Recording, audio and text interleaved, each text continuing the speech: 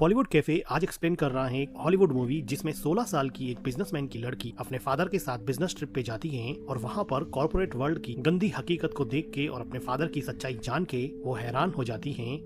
Movie की शुरुआत में हम देखते हैं कि 16 साल की एक लड़की ली अपने फादर के साथ बिजनेस ट्रिप पे आई हैं। ली के फादर एक मल्टीनेशनल कंपनी के सीईओ हैं। आज उनको एक बहुत बड़ी डील मिलने वाली है। वो अपने फादर से पूछती हैं कि क्या कर रहे हो डैड। तो डैड बताते हैं कि वो आज उस डील को पाने के लिए सेल्स पिच की तैयारी कर रहे हैं। ली कहती है कि क्या मैं भी चलूं आपकी कॉर्पोरेट मीटिंग में, मैं वहाँ पे काफी डिसिप्लिन और स्ट्रिक्ट रहूंगी। उसके डैड कहते हैं कि मैं जानता हूँ, तुम यहीं पे रहो। तो ली कहती है कि नहीं, मैं तो किसी ड्रग डीलर के साथ में भाग जाऊंगी, आपको अच्छा लगेगा क्या? तो ली के फादर कहते हैं कि ऐसा मजाक मत करो। ली के फादर कहते हैं कि मैं कैसा लग रहा हूँ? तो ली कहती है कि आप बहुत अच्छे लग रहे हो, और वो उठकर अपने डैड की शर्ट को थोड़ा ठीक करती हैं और कहती हैं कि अब सही लग रहे हो। डैड पूछता है कि क्या मुझे टाई पहननी चाहिए? तो ली कहती है कि नहीं, आपको टाई पहनने की जरूरत नहीं है। ली के फादर ली को हग करके अपनी डील को फाइनलाइज करने के लिए निकलते हैं। तो ली उनको गुड लक कहती है। डैड के जाने के बाद में ली के पास कुछ करने को नहीं होता है, तो वो अपने फादर के कपड़े ठीक करने लग जाती हैं। ली थोड़ा रेस्ट करने के बाद में शॉवर लेती हैं और कंफर्टेबल क्लोथ्स में होटल में फ्रीली रोम करने जाती है। वैसे उसके डैड ने रूम से बाहर जाने के लिए मना किया था, लेकिन ली को वाटर बॉटल्स खरीदनी थी, इसलिए वो रूम से बाहर आई और अब वो लिफ्ट से ऊपर जा रही थी। तभी लिफ्ट के अंदर एक हैंडसम मिडिल एज मैन आता है जो लिफ्ट का अपने फ्लोर का बटन दबाता है और अनइंटेंशनली ली को टच कर देता है। ली मस्ती में अपनी बबल गम चबा रही थी, पर वो आदमी अपनी फोन से नजरें हटा के ली के चार्मिंग लुक की तरफ देख रहा था। ली टिपिकल टीनेजर की तरह बबल गम से प्ले कर रही थी, लेकिन इस आदमी की नजर ली के चेहरे से हट ही नहीं रही थी और वो बार बार ली को देख रहा था। अब इस आदमी का फ्लोर आ जाता है तो वो लिफ्ट के बाहर चला जाता है। जैसे ही ये आदमी लिफ्ट के बाहर जाता है, वापस से ली को देखने लगता है, लेकिन तभी लिफ्ट का दरवाजा बंद हो जाता है। अब ली वापस से अपने रूम में आ जाती है तो वो देखती हैं कि उसके डैड वापस आ चुके हैं। उसके डैड पूछते हैं कि तुम कहाँ गई थी? तो ली बताती हैं कि वो वाटर बॉटल्स लेने के लिए गई थी। तो उसके डैड कहते हैं कि कम से कम मुझे बताना चाहिए था, मैंने तुम्हें रूम से बाहर निकलने के लिए मना किया था, तुम कहीं भी जाओगी तो मुझे बता के जाओगी, ये अपने बीच में एग्रीमेंट है। और वो थोड़े गुस्से में बोलते हैं कि तुम अपने आप को क्या समझती हो? ली चुपचाप आई एम सॉरी बोल देती है। ली के फादर का गुस्सा शांत होता है तो वो ली को अपने पास बुलाते हैं और उसको हग करते हैं और कहते हैं कि मुझे तुम्हारी बहुत चिंता होती है, इसलिए ये सब मैं तुम्हें बोलता रहता हूँ, तुम्हारे अलावा मेरा इस दुनिया में कोई भी नहीं है। ली भी इस बात को समझती है। ली के फादर बताते हैं कि होटल मैनेजमेंट ने डिनर रखा है, हम दोनों को तैयार होके कॉर्पोरेट डिनर के लिए निकलना चाहिए, नहीं तो लेट हो जाएंगे। वो कहते हैं कि तुम चेंज कर लो। ली अपने फादर से अपना व्हाइट कॉर्पोरेट शर्ट मांगती हैं और अपनी टी को निकाल के डिनर के लिए वो व्हाइट शर्ट पहन लेती हैं ताकि वो भी कॉर्पोरेट लोगों के साथ में घुल मिल सके। ली अपने डैड को पूछती हैं कि आपकी मीटिंग कैसी रही और आपको क्या लगता है, क्या आपको वो कॉन्ट्रैक्ट मिल जाएगा क्या? लेकिन उसके डैड उसकी इस बात का जवाब नहीं देते हुए ली के कॉर्पोरेट ड्रेस की काफी प्रशंसा करते हैं और कहते हैं कि तुम बहुत खूबसूरत लग रही हो, तुम सच में ही बहुत खूबसूरत हो, तुम मेरी बेटी जो हो। वो ली को कहते हैं कि चलो डिनर टेबल पे नीचे चलते हैं और उन लोगों से अब कॉन्ट्रैक्ट लेकर ही वापस आएंगे। ली कहती है कि हाँ डैड। ली के डैड ली को डिनर पार्टी में ले जाते हैं। ली देखती है कि उसके फादर एक आदमी क्रिस्टीन से हाथ मिला रहे होते हैं और वो ली को क्रिस्टीन से इंट्रोड्यूस करते हैं और कहते हैं कि ये मेरी डॉटर है, और ली को कहते हैं कि ये क्रिस्टीन है, ये हमारा परचेजिंग मैनेजर है। ली ऑलरेडी इस आदमी से लिफ्ट में मिल चुकी थी। ली के फादर क्रिस्टीन को कहते हैं कि 1 मिनट है क्या तुम्हारे पास, मुझे तुमसे बात करनी है। ली के फादर ली को किस करते हुए वहाँ से जाने लगते हैं तो ली कहती है कि कॉन्ट्रैक्ट लेके ही आना। डैड के जाने के बाद में ली डिनर पार्टी में दूसरे लोगों से हेलो हाय करती हैं तो वो देखती हैं कि उसके फादर एक कोने में जाके परचेजिंग मैनेजर क्रिस्टीन से बात कर रहे होते हैं और ऐसा लग रहा था कि उनके बीच में कोई आर्ग्यूमेंट हो रहा है। ये सब ली को बड़ा अजीब लगता है तो वो अपने फादर के पास आती हैं, क्योंकि इस कॉन्वर्जेशन के बाद में ली के फादर काफी सैड हो गए थे। तो ली अपने डैड के पास आकर पूछती हैं कि क्या हुआ डैड, क्या मैं आपकी कोई हेल्प कर सकती हूँ क्या? तो वो कहते हैं कि तुम क्या हेल्प कर सकती हो? ली के डैड सार्केस्टिकली कहते हैं कि क्या तुम मुझे वो कॉन्ट्रैक्ट दिला सकती हो क्या? अगर दिला सकती हो तो दिला दो, और वो वहाँ से चले जाते हैं। सबके सामने डांटने की वजह से ली अब रोने लग जाती हैं और रोते रोते होटल के टेरेस पे पहुँचती हैं, जहाँ पर वो देखती हैं कि वही परचेजिंग मैनेजर क्रिस्टीन बैठा है। तो क्रिस्टीन कहता है कि हेलो, क्या तुम्हें ओस्लो सिटी पसंद आई क्या? तो ली अपने आंसू पोंछते हुए कहती है नहीं, ज्यादा कुछ खास तो पसंद नहीं आई। तो क्रिस्टीन पूछता है कि कोपेनहेगन से तो बेटर ही है ना? तो ली कहती है कि कोपेनहेगन भी मैं तो कभी गई नहीं, और वो थोड़ा मुस्कुरा देती है। तो क्रिस्टीन उठकर सिगरेट पीता हुआ ली के पास में आता है और अपने गले से मफलर निकाल के ली के गले में लपेट देता है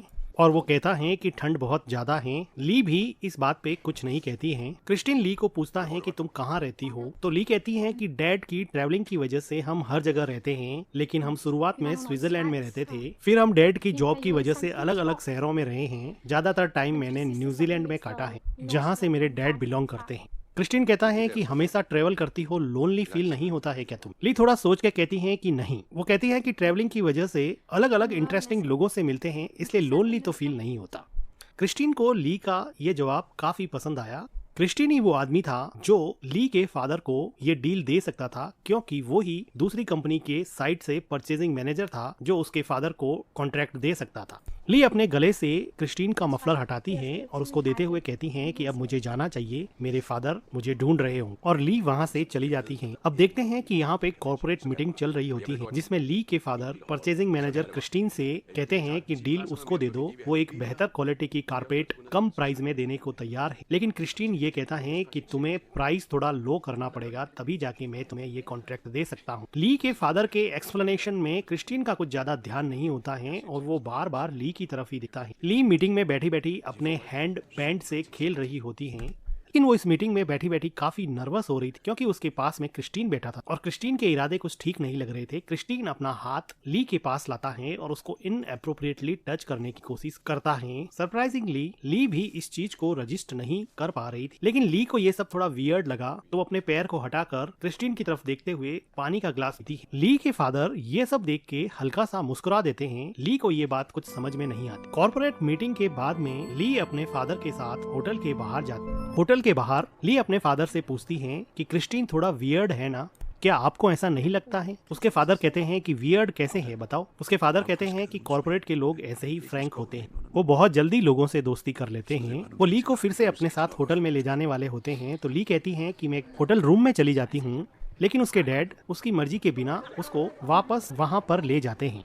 डिनर के बाद में यहाँ पे सब लोग ड्रिंक करते हैं और पार्टी करने लग जाते हैं। क्रिस्टीन ली को अपने साथ डांस करने के लिए कहता है और वो ली के साथ डांस करने लगता है। ली पहले तो हिचकिचाती है, लेकिन थोड़ी देर बाद में वो क्रिस्टीन के साथ थोड़ी कंफर्टेबल हो जाती है। डांस करते करते ली देखती है कि उसके फादर किसी औरत के साथ एंजॉय कर रहे हैं, तो वो अपने फादर को डांस करने के लिए बुलाती हैं, तो उसके फादर मना कर देते हैं, जो ली को बड़ा अजीब लगता है। अब क्रिस्टीन ली को धीरे धीरे पार्टी की दूसरी तरफ ले जा रहा था। ली बार बार अपने फादर की तरफ देखती है, क्योंकि उसको समझ नहीं आ रहा कि उसके फादर अभी उसको टोक क्यों नहीं रहे, लेकिन वो फिर भी क्रिस्टीन के साथ डांस करने लग जाती है। डांस करते करते ली और क्रिस्टीन की नजदीकियां काफी बढ़ जाती। अब ली भी क्रिस्टीन से थोड़ा अट्रैक्टेड फील करने लगी और थोड़ा ओपन अप हो जाती है। वो देखती है कि उसके फादर सामने खड़े हैं और वो अपनी ही मस्ती में है, लेकिन उस पर कोई ध्यान नहीं दे रहे हैं। ये ली को बड़ी अजीब सी चीज लगती है, क्योंकि ली ने अपने फादर का ऐसा बिहेवियर पहले कभी नहीं देखा कि वो उसको इतना फ्रीडम दे। अब क्रिस्टीन ली के काफी क्लोज आ जाता है और उसको डांस करते करते ही किस करने लग जाता है। ली फिर से अपने डैड की तरफ देखती है, डैड भी उसकी तरफ देखते हैं, लेकिन ये सब देख के ली के डैड वहाँ से चुपचाप निकल जाते हैं। ऐसा लग रहा था कि ली के डैड जानबूझकर चाहते थे कि वो क्रिस्टीन के क्लोज हो जाए। ली को अपने डैड का ये बिहेवियर कुछ समझ में नहीं आया, तो क्रिस्टीन उसका ध्यान भटकाता है और कहता है कि यहाँ से बाहर चले क्या, तो ली कहती है कि हाँ चलते हैं। क्रिस्टीन ली को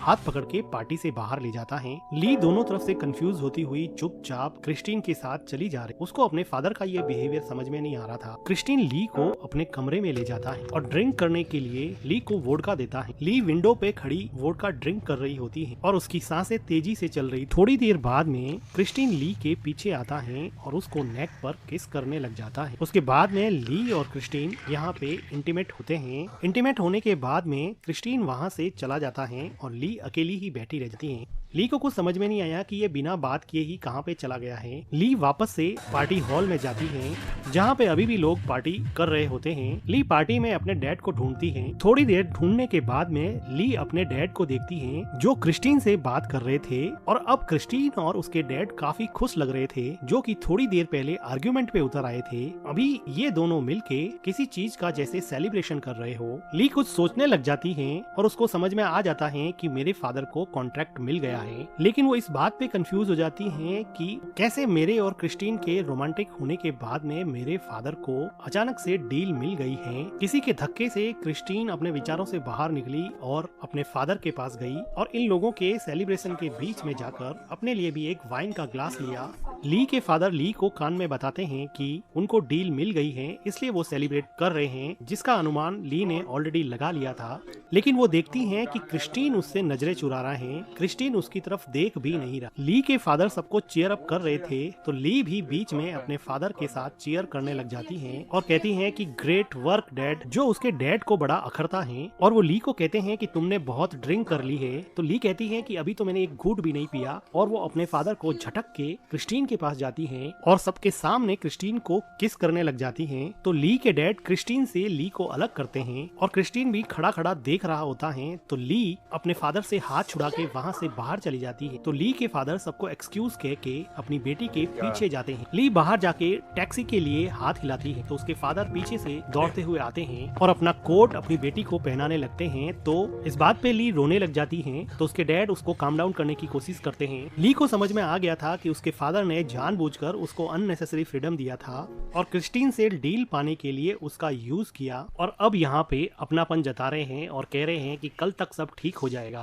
क्रिस्टीन ने भी उसका अननेसेसरी फायदा उठाया। इंटीमेट होने के बाद में क्रिस्टीन उससे बात भी नहीं कर रहा था। ऐसा लग रहा था कि जैसे वो सिर्फ उसके साथ फिजिकल ही होना चाहता था, जबकि ली पूरी तरह से इमोशनली इन्वॉल्व हो गई। उसको बहुत बुरी तरह से हर्ट हुआ कि फादर उसको कंसोल करके हग करते हैं, लेकिन ली अपने फादर से दूर हट जाती है क्योंकि अब फादर और डॉटर के बीच का ट्रस्ट ब्रेक हो गया था। तो ली के फादर कहते हैं कि तुम्हारे अलावा मेरी जिंदगी में कोई भी नहीं है, प्लीज तुम रुक जाओ।